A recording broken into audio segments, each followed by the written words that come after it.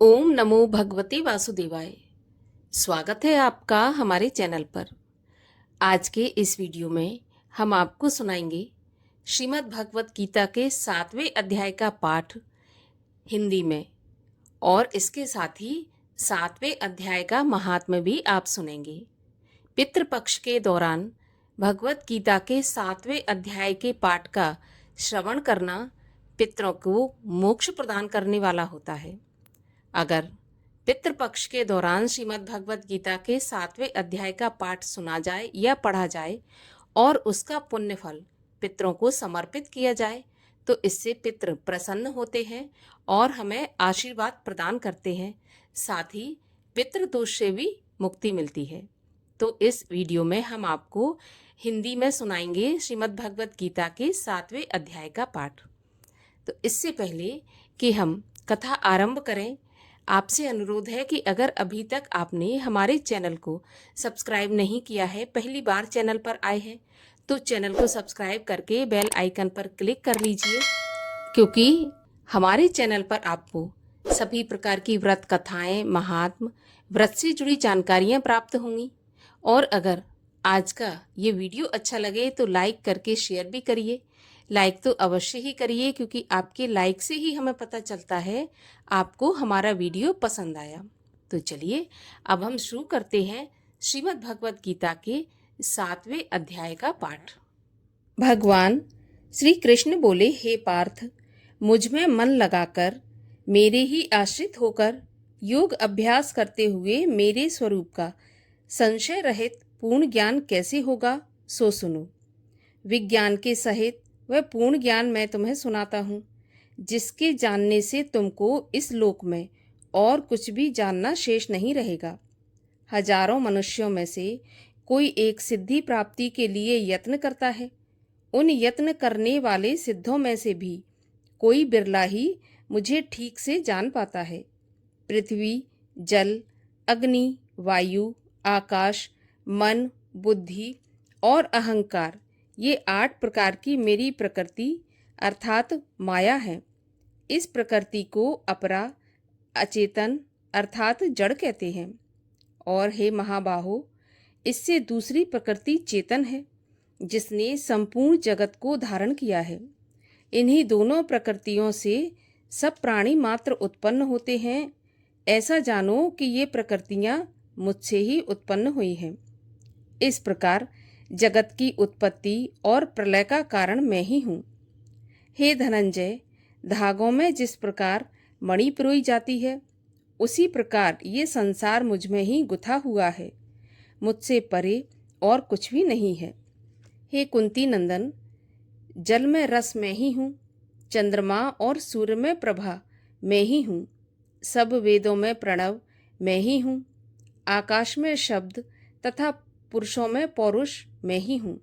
हे अर्जुन, पृथ्वी में जो सुगंध है तथा अग्नि में जो तेज है, वो मैं ही हूँ। हे पार्थ, संपूर्ण प्राणियों में सनातन बीज रूप मुझको ही जानना। बुद्धिमानों में बुद्धि रूप और तेजस्वियों में तेज मैं ही हूँ।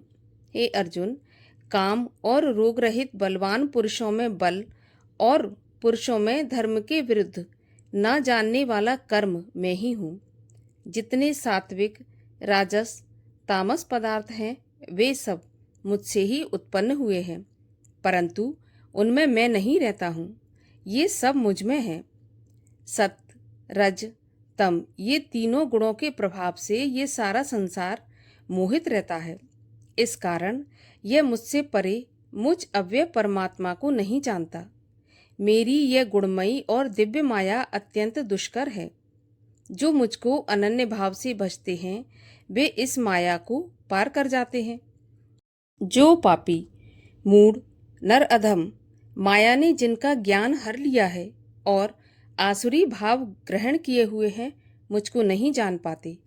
हे भारत श्रेष्ठ अर्जुन, 4 प्रकार के जीव मुझको भजते हैं। दुखिया, जिज्ञासु, ऐश्वर्य की कामना करने वाला और ज्ञानी, जिनमें मुझे सदा एकाग्र चित्त और केवल मेरी भक्ति करने वाले ज्ञानी पुरुष श्रेष्ठ लगते हैं, क्योंकि मैं ज्ञानी को अत्यंत प्रिय हूँ और वह मुझको प्रिय है। यद्यपि ये सभी भक्त श्रेष्ठ हैं, तथापि ज्ञानी तो मेरी आत्मा है, क्योंकि वह मुझ में ही मन लगाकर मुझको ही सर्वोत्तम गति मानकर मेरा ही आश्रय ग्रहण करता है। अनेक जन्म में अनंतर ज्ञानी मुझे पा लेता है। ऐसा महात्मा अत्यंत दुर्लभ है, जो सब जगत को वासुदेव में समझे।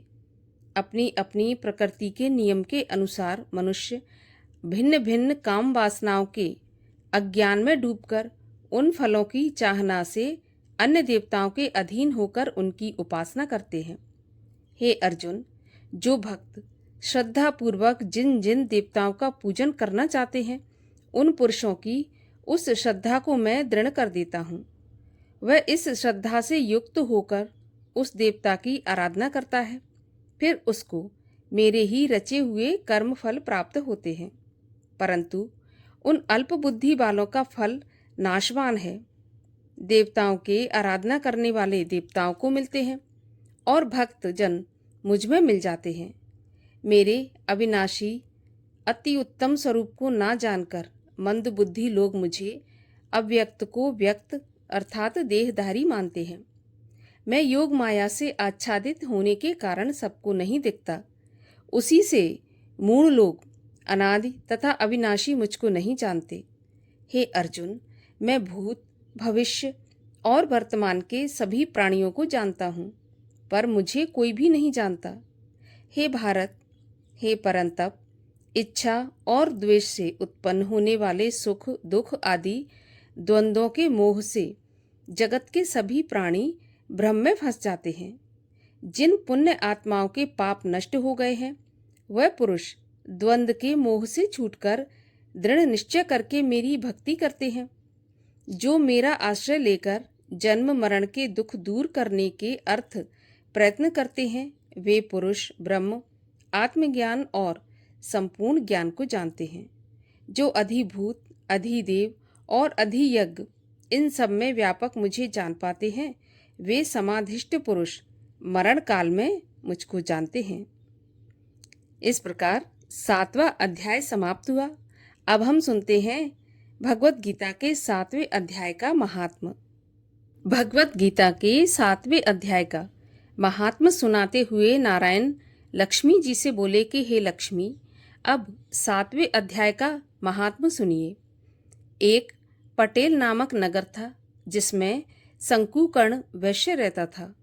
वह व्यापार करने को नगर के बाहर कहीं परदेश को जा रहा था, तो रास्ते में शंकुकर्ण को एक सर्प ने डस लिया और उसकी वहीं पर मृत्यु हो गई। तब उसके साथियों ने उसका दाह संस्कार करके आगे चलने की तैयारी की। जब व्यापार कर कर उसके साथी लौटकर घर आए, तो शंकुकर्ण के पुत्र ने पूछा कि मेरा पिता कहाँ है, वो आप ही के साथ गया था। तब उन व्यापारियों ने कहा कि तेरे पिता को तो रास्ते में एक सर्प ने डस लिया था, इसलिए उसकी मृत्यु हो गई, और ये सामान तेरे पिता का है, सो तू ले ले। तब पुत्र ने कहा कि जिस सर्प ने मेरे पिता को काटा है, मैं उसको मार डालूंगा, और उन व्यापारियों से कहा कि चलो मुझे वह जगह दिखाओ जहां मेरा पिता शंकुकर्ण मरा है। तो व्यापारियों ने वहां पर ले जाकर उसको खड़ा कर दिया। उसने वहां देखा तो वहां पर एक बामी थी, जिसे वह कुदीले से खोदने लगा। जब बामी का छेद बड़ा हुआ तो वहां से एक सर्प निकला, और सर्प बोला कि तू कौन है और मेरा घर क्यों खोद रहा है। तब उस बालक ने कहा कि मैं शंकुकर्ण का पुत्र हूँ। जिस सर्प ने मेरे पिता को डसा है, मैं भी उसको मार डालूंगा। तब सर्प ने कहा कि पुत्र, मैं तेरा पिता ही हूँ, तू मुझे इस अधम देह से छुड़ा और मुझे मत मार। यह मेरा पूर्व जन्म का कर्म था, सो मैंने भोगा है। तब पुत्र ने कहा कि हे पिताजी, कोई ऐसा यत्न बताइए जिससे आपका उद्धार हो। तब उस सर्प ने कहा कि पुत्र, किसी गीता पाठी ब्राह्मण को घर में बुलाकर गीता जी के 7वें अध्याय का पाठ करवाओ, फिर भोजन कराओ और उसकी सेवा करो, तो उसके आशीर्वाद से मेरा कल्याण होगा। तब उस बालक ने अपने घर पर उस नगर में जितने गीता का पाठ करने वाले थे उन सबको बुलाकर श्री गीता जी के 7वें अध्याय का पाठ कराया और उनको भोजन करवाया। तब उन ब्राह्मणों ने आशीर्वाद दिया।